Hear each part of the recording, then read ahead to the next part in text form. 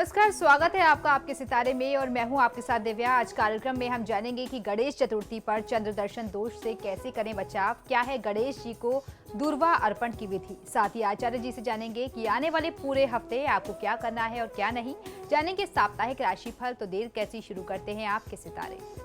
क्या आप जानते हैं कैसे करें गणेश चतुर्थी पर चंद्र दर्शन दोष से बचाव? तो जानिए पंडित वैभवनाथ शर्मा से गणेश जी को दूर्वार्पण की विधि और मंत्र। आपके सितारे में आप अपनी हर परेशानी का हल प्राप्त कर सकते हैं और अपने सवाल भी पूछ सकते हैं। स्टूडियो में साथ देने के लिए मौजूद हैं विश्वविख्यात ज्योतिषाचार्य और वास्तुशास्त्री पंडित वैभवनाथ शर्मा जी। आचार्य जी, आपका हार्दिक स्वागत है। जय श्री गणेश। तो यदि आप भी अपनी कुंडली के ग्रह नक्षत्रों से परेशान हैं या कार्य व्यापार परिवार की चिंता कर रही है आपको परेशान, तो आप भी हमें कॉल कर सकते हैं। हमारे नंबर्स लगातार आपकी टेलीविजन स्क्रीन पर फ्लैश किए जा रहे हैं। आप हमें हमारे टोल फ्री नंबर पर भी कॉल कर सकते हैं। आप हमसे सीधी बात कर सकते हैं। हमारा टोल फ्री नंबर है 18001026-303। आप इस नंबर पर मुफ्त में कॉल करें। इसके अलावा आप हमें हमारे लैंडलाइन नंबर्स 0120464632 और 0120464632 पर भी कॉल करके हमसे सीधी बात कर सकते हैं। तो चलिए कार्यक्रम की शुरुआत करते हैं और सबसे पहले आचार्य जी से जान लेते हैं कि आने वाले सप्ताह में कौन कौन सी मुख्य तिथियां पड़ने वाली हैं। जी बिल्कुल, साप्ताहिक राशिफल 30 अगस्त से लेकर के 6 सितंबर तक के बारे में आज हम लोग चर्चा करने वाले हैं। और सबसे पहले जानते हैं कि इस सप्ताह की प्रमुख और विशेष तिथियां कौन कौन सी पड़ने वाली हैं। 2 सितंबर मंगलवार को राधा अष्टमी है। भगवान श्री कृष्ण के जन्म के बाद माँ राधा का अवतरण हुआ, तो राधा अष्टमी मनाई जानी है 2 सितंबर को। उसके बाद 5 सितंबर शुक्रवार को परिवर्तनी एकादशी है। यह एकादशी इस चतुर्मास में बहुत विशेष महात्म्य रखती है। 6 सितंबर शनिवार को वामन जयंती है। भगवान विष्णु का वामन स्वरूप में अवतार हुआ था और साथ ही साथ इस दिन प्रदोष व्रत भी पड़ रहा है। तो ये थी इस आगामी सप्ताह की विशेष और प्रमुख तिथियां। चलिए अब जान लेते हैं 12 राशियों का साप्ताहिक राशिफल, जिसमें बात करेंगे मेष राशि वाले जातकों का ये पूरा सप्ताह कैसा रहने वाला है। मेष राशि वाले जातक लोगों को इस सप्ताह किए गए कार्य में आपको यश, कीर्ति और सफलता मिलेगी। ऐसे राशि और नक्षत्रों के लक्षण कहते हैं। परिवार में मेलजोल का वातावरण बना रहेगा। शारीरिक और मानसिक स्वस्थता बनी रहने वाली है। अपने विचार और व्यवहार में भावुकता बहुत अधिक रहेगी। नौकरी में साथी कर्मचारी बहुत अच्छा सहयोग देंगे। नौकर वर्ग और ननिहाल पक्ष से लाभ मिलेगा। काम में कुछ धन खर्च हो ऐसी स्थिति दिखती है। विरोधियों या प्रतिस्पर्धियों की पराजय होने की स्थिति दिखाई देती है, यानी आपकी हर तरफ विजय की स्थिति बनती है। इस पूरे सप्ताह में शनिदेव की पूजा आराधना कर लेनी चाहिए। शनि चालीसा का पाठ करेंगे तो फायदा भी मिलेगा। किसी प्रकार के पुराने वाद विवाद, लड़ाई झगड़े को इस समय आपको छेड़ना ठीक नहीं है, तो उनको मत छेड़िए। चलिए अब देख लेते हैं क्या कह रहा है आगामी सप्ताह वृषभ राशि वाले जातकों के लिए। वृषभ राशि वाले जातक लोगों के लिए यह सप्ताह आपके लिए मिश्रित फलदायी रहने वाला है। इस सप्ताह आपको मनचाहे नतीजे तो नहीं मिलेंगे, बल्कि संघर्ष अत्यधिक रहेगा। सप्ताह के प्रारंभ में आप कोई भी कार्य करने के लिए आत्मविश्वास से परिपूर्ण होंगे। आपकी प्रतिष्ठा में वृद्धि होगी। इस समय आपकी आय का प्रमाण जो है वो अच्छा रहने वाला है। साथ ही साथ अनावश्यक खर्च हो ऐसी भी संभावना बनती है। आप किसी पक्ष पर अधिक ज़्यादा खर्च कर सकते हैं। किसी एक पक्ष पर, एक विषय पर खर्च ज़्यादा कर सकते हैं, ऐसे लक्षण बनते हैं। इस आगामी सप्ताह में दुर्गा चालीसा का पाठ करना चाहिए और शारीरिक रोग को, कष्ट को नजरअंदाज बिल्कुल भी मत करिए। चलिए अब जान लेते हैं मिथुन राशि वाले जातक अपने सप्ताह को शुभ बनाने के लिए क्या करें और क्या ना करें। मिथुन राशि वाले जातक लोगों को इस सप्ताह किए गए कार्य में आपको यश प्राप्ति हो ऐसी स्थिति बनती है। इस समय में परिवार में बहुत अच्छा प्रसन्नता का वातावरण रहने वाला है। कार्य व्यवसाय में आपको बहुत अच्छा फायदा मिलेगा। शारीरिक और मानसिक स्वस्थता बनी रहेगी। आपके विचार में और व्यवहार में भावुकता बहुत अधिक रहने वाली है।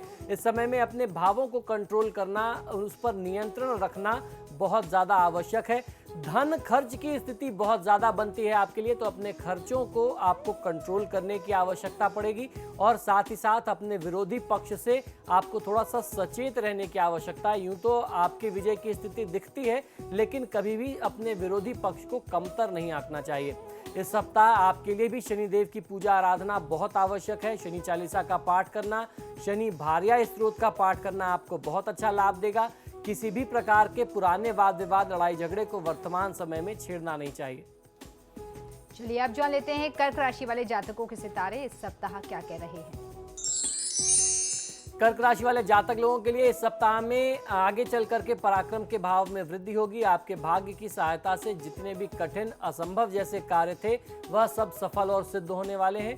कार्य के दबाव व अत्यधिक उत्साह और जोश का कारण जो है, उसके कारण आपको कुछ उग्रता और उद्दंडता का अनुभव आप कर सकते हैं। तो अपने इस व्यवहार को रोकने की आवश्यकता है। जोश और ऊर्जा बनाए रखिए, लेकिन उग्रता और उद्दंडता को आप नियंत्रित करिए। यह आपके लिए किसी भी लिहाज से ठीक नहीं है। इसके कारण आप अविवेकपूर्ण और जोखिमपूर्ण निर्णय ले सकते हैं। कुछ आप लोगों के साथ गलत व्यवहार कर सकते हैं, जिससे आपका बनता काम प्रभावित हो जाए।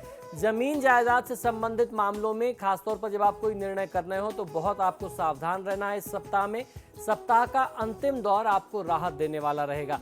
इस पूरे सप्ताह मां पार्वती की पूजा आराधना कर लेना, पार्वती मांगल्य का पाठ करना आपके हित में होगा। घर के बाहर का भोजन करने से, अशुद्ध और असमय भोजन करने से आपको बचना चाहिए। अब देख लेते हैं सिंह राशि वाले अपने सप्ताह को अच्छा व्यतीत करने के लिए क्या करें और क्या ना करें। सिंह राशि वाले जातक लोगों के लिए इस आगामी सप्ताह आपका जोश चरम पर होगा और आपको सावधान रहने की आवश्यकता है। जोश में कुछ गलत हो जाए ऐसे लक्षण बनते हैं। जोश में आपको होश नहीं खोना चाहिए। कहीं किसी छोटी सी गलतफहमी को कोई बहुत बड़ा रूप नहीं देना चाहिए। कम से कम अपनी तरफ से आप ऐसा प्रयास मत करिए कि छोटी सी गलतफहमी को बहुत ज़्यादा तूल दे दिया जाए। जो छोटी बातें होती हैं उनको नज़रअंदाज करने का प्रयास करिए। इस सप्ताह छोटी छोटी सी बातों से आप परेशान होंगे, विचलित हो सकते हैं। इस पूरे सप्ताह में आप धैर्य से काम लें, नहीं तो बनता हुआ काम बिगड़ सकता है। आपका पार्टनर या जीवन साथी आपके लिए सबसे महत्वपूर्ण होगा इस आगामी सप्ताह में। वो ही आपके लिए विश्वास पात्र भी होगा, सबसे बड़ा सहयोगी व्यक्ति भी वही होगा। और इस पूरे सप्ताह में आपको सूर्यदेव की उपासना करनी है। सूर्यदेव को जल दीजिए और जल देने के उपरांत गायत्री मंत्र का 108 बार जाप कर लेना चाहिए। व्यर्थ की भागदौड़ से बचेंगे तो आपको फायदा मिलेगा। अब देख लेते हैं कन्या राशि वालों का आने वाला सप्ताह कैसा रहने वाला है। कन्या राशि वाले जातक लोगों के लिए इस सप्ताह आपको प्रतिष्ठा और सामाजिक ताने बाने को लेकर के मन जो है वो चिंतातुर हो सकता है, चिंताग्रस्त हो सकता है। अनिश्चय की स्थिति से अपने आप को उबारना अपरिहार्य होगा। व्यवसायी वर्ग को नई परिस्थितियों का सामना करना पड़ सकता है। निज संबंधों को लेकर के थोड़ा सा असहज महसूस कर सकते हैं।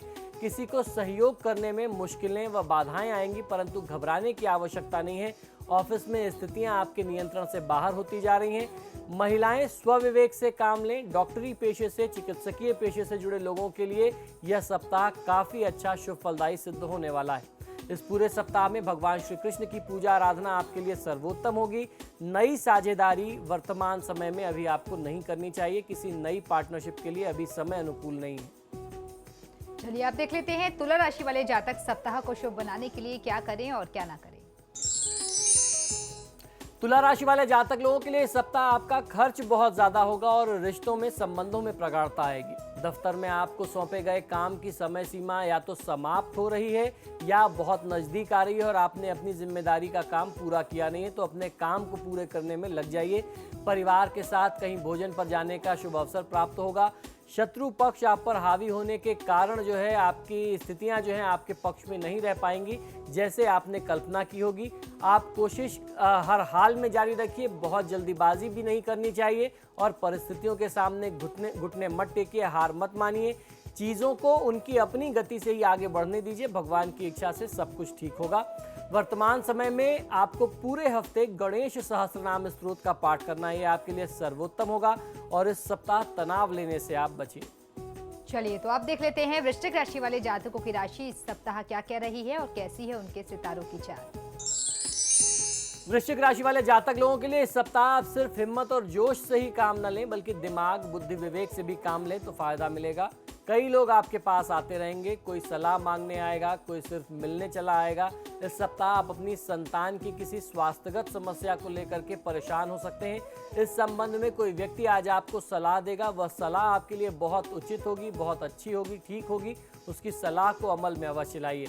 इस पूरे आगामी सप्ताह में श्री सीताराम जी की पूजा आराधना आपके लिए सर्वोत्तम होगी। किसी की बातों में आने से बचिए। लोग आपको भ्रमित करने का प्रयास भी कर सकते हैं।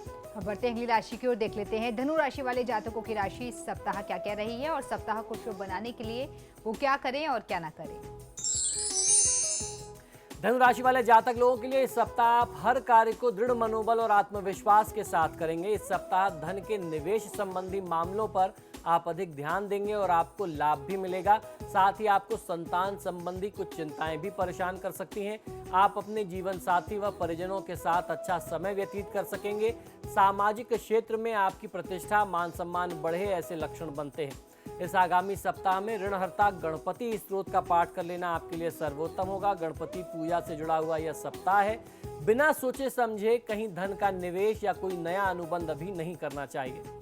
अब देख लेते हैं मकर राशि वालों की राशि इस सप्ताह क्या कह रही है और सप्ताह को शुभ बनाने के लिए वो क्या करें और क्या ना करें। मकर राशि वाले जातक लोगों के लिए यह सप्ताह नए व्यापारिक अनुबंध, सामाजिक संबंध, प्रणय और रोमांच के लिए अनुकूल समय है।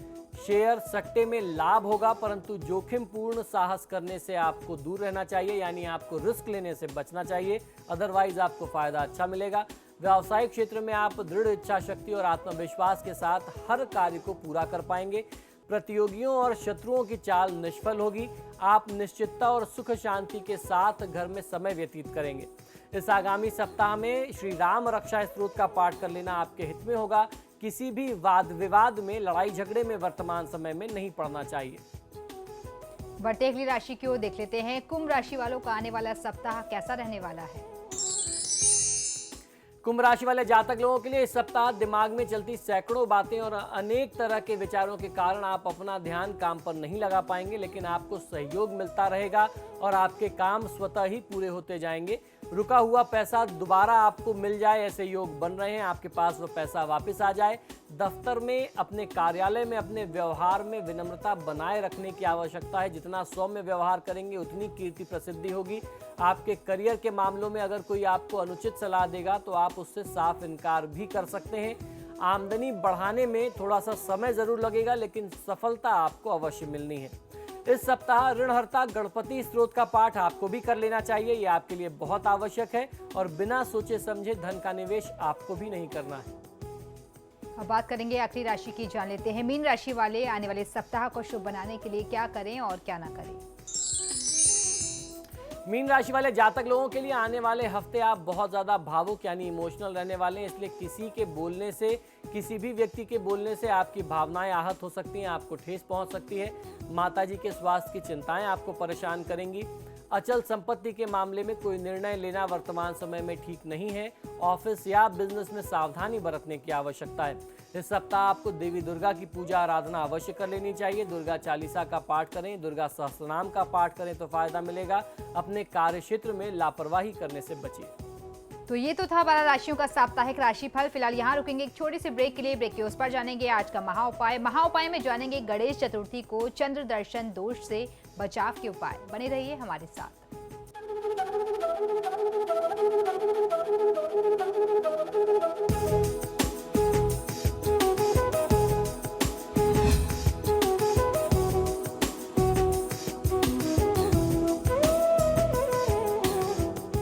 और ब्रेक के बाद एक बार फिर से आपका स्वागत है। चलिए अब आचार्य जी से जान लेते हैं आज का महा उपाय। जी बिल्कुल, आज का महा उपाय बहुत ही विशेष है। कल से गणेश चतुर्थी का पर्व जो गणेशोत्सव होता है वह आरंभ हुआ है।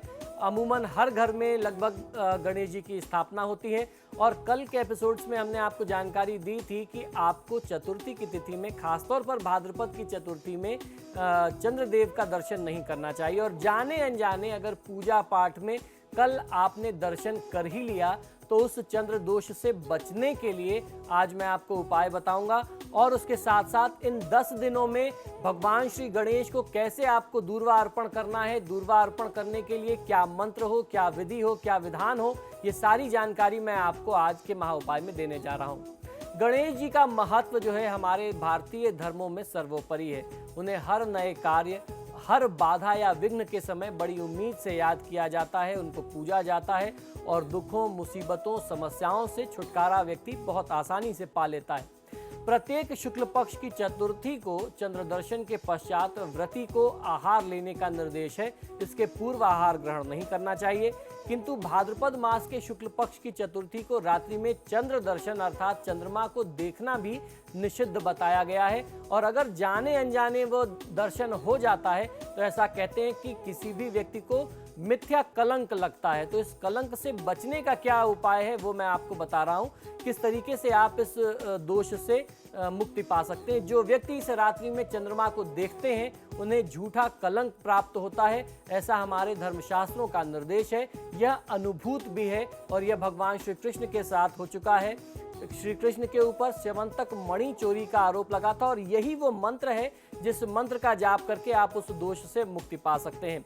इस गणेश चतुर्थी को चंद्र दर्शन करने वाले व्यक्तियों को उक्त परिणाम अनुभूत हुए हैं, इसमें कोई संशय नहीं है।